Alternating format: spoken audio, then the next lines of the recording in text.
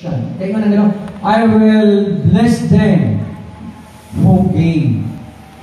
Diba? Akong tungluhon sa nako itong mga lumalamoy diha sa inyong panimalan. Diba? Blessed na tayo kaya dito, mag-protect na kami badlong itong mga lumalamoy. So mga Christians nowadays are basing and criticizing those working hard for God. Gawin na nga, mga pastor o, sige trabaho, no? Pero sige siya criticize, wala siya ipaambit, wala siya katabang diya sa pastor. O sa mga Christians, no? Na nagahimo sa buluhaton sa Ginoo. So supposedly, we Christians, we will help one another. Pag tinabangay, dili kayo magtinukluray, no? Tungod kay this is the work of God, no? Nga yang gihatag dili lang sa pastor, but to all of us, nga nang go and preach the gospel.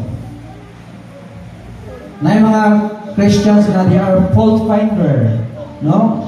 Ilang pangitaon ang sipiyat sa iyang igsuon, sipiyat sa laing tao, pero sa iyang kagalingon, wala din siya nakabadlong sa iyang kagalingon. Ha? So, daghang mga Kristohanon karon na may bulong ka, no?